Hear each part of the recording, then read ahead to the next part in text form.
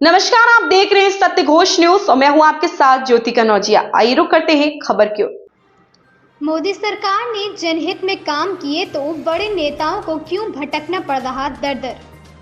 किसान नेता व चालक संघ अध्यक्ष पिंदर सिंह सिद्धू ने कहा, 13 महीने किसानों ने दिल्ली के बॉर्डर पर आंदोलन किया, प्रधानमंत्री जी आए और देश से माफी मांगी। उसके बाद एमएसपी गारंटी कानून और किसानों के ऊपर चल रहे मुकदमा को वापस लेने का वादा 2022 में किया था। 2024 का लोकसभा चुनाव आ गया, लेकिन कोई भी वादा पूरा नहीं हुआ। उधर दूसरी तरफ 5 महीने पहले चालकों के लिए नया कानून लेकर आ गए, जिसमें सरकार द्वारा प्रेस कॉन्फ्रेंस में बताया गया कि जो भी लोग एक्सीडेंट के समय पीड़ित को हॉस्पिटल नहीं पहुंचाएंगे तो उनको 10 साल की सजा और 7 लाख जुर्माना हो सकता है। साथ ही सेना भर्ती में देश के नौजवानों के साथ खिलवाड़ किया, देश की सेवा करने वाले लोगों को अग्निवीर बना दिया और 4 साल सेवा करने की बात कही, जो कि अभी भी लागू है। पढ़े लिखे लड़के लड़कियों ने 10 साल में कई बार सरकारी भर्तियां आईं, उनमें फॉर्म भरे, लेकिन कोई भी सरकारी भर्ती कामयाब नहीं हुई, क्योंकि हर बार पेपर लीक हो जाता है। अगर आपको भर्ती करना नहीं था तो पेपर क्यों करवाए। 400 से 500 किलोमीटर से दूर जाकर युवक युवतियों ने पेपर का इम्तिहान दिया, जिसमें उनके हजारों रुपए खर्च हुए और अब उनकी उम्र भी बढ़ती जा रही है। नौकरी के नाम पर सिर्फ उनको ठगा गया। पार्टी अभी तक उनके वोट बटोर रही।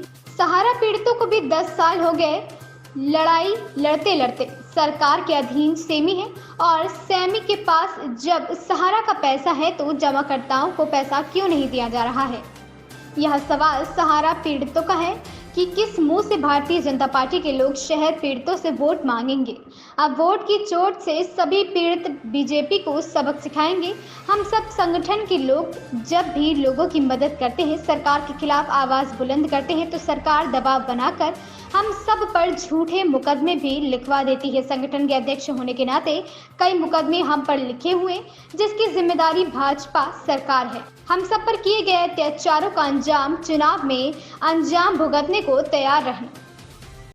जय जवान जय किसान साथियों, आज भारतीय जनता पार्टी के बहुत बड़े नेताओं को, गृह मंत्री जी को, प्रधानमंत्री जी को छोटे छोटे कस्बों में आना पड़ रहा है।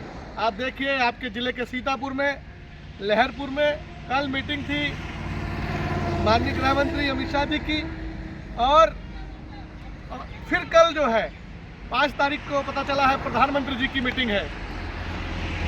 साथियों, 13 महीने वहाँ किसान बैठे रहे, उस समय फुर्सत नहीं मिली थी प्रधानमंत्री जी को बात करने की आपसे। अब चुनाव है तो देखिए, आपके एक एक तहसील पर आना पड़ रहा है। क्या इनकी सरकार की पोजीशन हो गई है, आप समझ सकते हैं। कोई भी इनके साथ जनता नहीं है। वो इसलिए क्योंकि जो सहारा का पैसा है, सहारा का पैसा, सहारा में जो पैसा फंसा है वो किसानों का है, मजदूरों का है, छोटे छोटे दुकानदारों का है। लोगों ने अपना पेट काट काट के, महिलाओं का है, लोगों ने अपने पेट काट काट कर छोटी छोटी पूंजी का पैसा उसमें जमा किया था। सेमी में यह पैसा है, सेमी सरकार के अधीन है। तो जब और लोग घोटाले करते हैं, उनको जेल हो जाती है। केजरीवाल जी अंदर है, विपक्ष के नेता, उनको बताया जा रहा है शराब घोटाला है, तो ये सहारा का पैसा क्यों नहीं आप वापस दे रहे।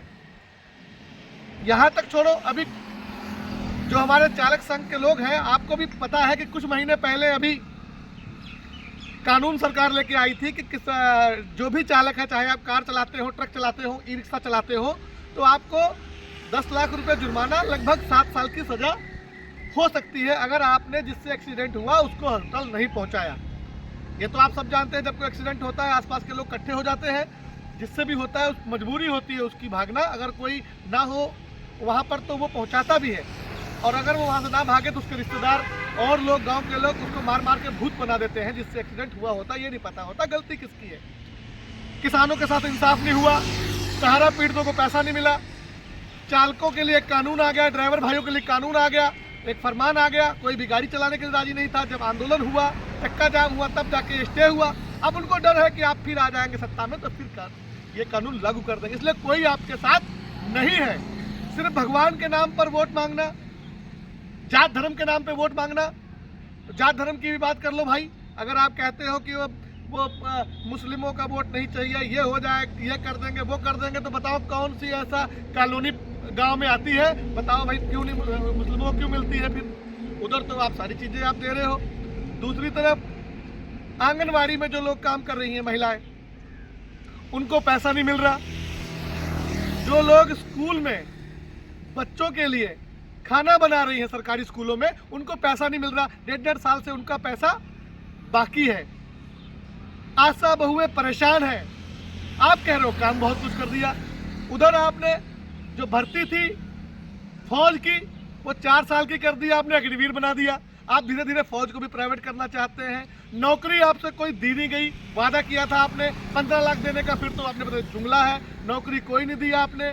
उसके बाद आप देखिए हर बार पेपर लीक हो रहा है। इतने पेपर लीक हुए, आपके पास जब काम नहीं था तो आप नौजवानों से परीक्षा दिलवाते ही क्यों हैं? पढ़े लिखे नौजवानों ने इतनी बार परीक्षा दी, कोई 500 किलोमीटर से आया, कोई 300 किलोमीटर से, कहीं किसका सेंटर लगा, लोगों के हजारों रुपए खर्च हो चुके नौजवानों के। आज लोग ऑटो रिक्शा चलाने के लिए पढ़े लोग लिखे लोग मजबूर हैं। कहाँ काम है? तो हमारा निवेदन है सहारा जमाकर्ताओं से कि भाई प्रधानमंत्री जी आ रहे हैं आपके यहाँ, तो आप एक जाओ प्रधानमंत्री जी से मुलाकात करो, क्योंकि भीड़ इकट्ठी करनी है पार्टी के लोगों को। तो आप भी जाओ, अपनी बात रखो, एक तख्ती ले लो, उस पर लिखो, पूछो प्रधानमंत्री जी हमारा सहारा का भुगतान कब होगा। जो आंगनबाड़ी के लोग हैं वो पूछे कि हमारा पैसा कब मिलेगा।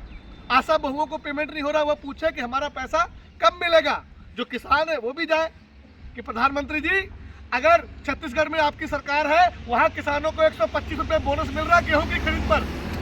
आपकी सरकार एमपी में है, वहाँ किसानों को 125 रुपये मिल रहा है गेहूं खरीद पर। आपकी सरकार राजस्थान में है भाजपा की, वहाँ पर किसानों को बोनस मिल रहा है 125 रुपये गेहूं खरीद पर। तो उत्तर प्रदेश के किसानों को क्यों नहीं? हमसे क्या दुश्मनी है आपकी कि हमें 125 रुपये बोनस भी नहीं? साथियों, ये सारी बातें जो है ये सच्चाई है। 53 दिन हम लोगों ने खुद आंदोलन किया सहारा पीड़ितों के लिए, और रोज हर समय आंदोलन करते रहते हैं, लोगों की आवाज उठाते रहते हैं। हम सबकी मजबूरी बन चुकी है अब कि बदलाव जरूरी है।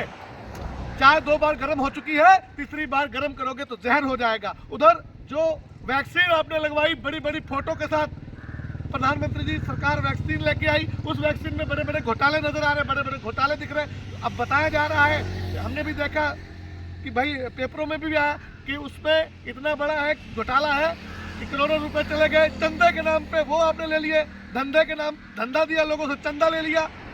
उधर आप गौशाला जो भी है उसमें आवारा पशुओं को चारा नहीं मिल रहा, भूसा इतना महंगा हो गया, आवारा पशुओं से किसान परेशान है, कोई व्यवस्था आपकी ठीक नहीं है। तो सारे लोग जो लोग परेशान हैं, अग्निवीर जो जिनको नौकरी नहीं मिली, प्रधानमंत्री जी आपके जिले सीतापुर में आ रहे हैं। आप सब लोग अपनी तख्ती लेके, जो लोग जैसे परेशान हो, जाके अपनी बात रख सकते हो शांतिपूर्ण तरीके से, भाई अपनी बात कह सकते हो, और किसी प्रकार का किसी का कोई विरोध नहीं है। लेकिन अब चुनाव का समय है तो यह जरूर कहेंगे, जिनको अच्छा लगता है ये सरकार अच्छी है वो लोग सरकार को वोट दें, और जिनको लगता है कि अब 10 साल हो गए बदलाव करना है वो लोग गठबंधन को वोट दें। और हमें लगता है कि सभी लोग परेशान हैं, इसलिए इस बार गठबंधन के प्रत्याशी भी सब मजबूत हैं, अच्छे लोग हैं, और आप जैसा चाहे वैसा कर सकते हैं। लेकिन हमारा निवेदन यही है, वोट डालने से पहले सोचिए जरूर कि सरकार ने हमारे साथ क्या किया। 13 महीने बॉर्डर पे बिठा रखा, आज भी किसान वहाँ बैठे हैं, मजदूर परेशान है, नौजवान परेशान है, व्यापारी परेशान है, जीएसटी से इतनी लूट हुई। तो काम किसके लिए हो रहा है? सिर्फ अडानी और अंबानी के लिए, सिर्फ बड़े बड़े लोगों के लिए? क्या वही लोग रह जाएंगे देश दुनिया में? दुनिया खत्म हो जाएगी? इतना ही निवेदन मेरा स्वीकार करें। जय जवान जय किसान, धन्यवाद, नमस्कार साथियों, मैं आपका भाई पिंदर सिंह सिद्धू। खबर में बस इतना ही, बने रहे सत्य घोष न्यूज के साथ। हमारे चैनल सत्य घोष न्यूज को सब्सक्राइब करें, शेयर करें और बेल आइकन दबाना बिल्कुल ना भूलें।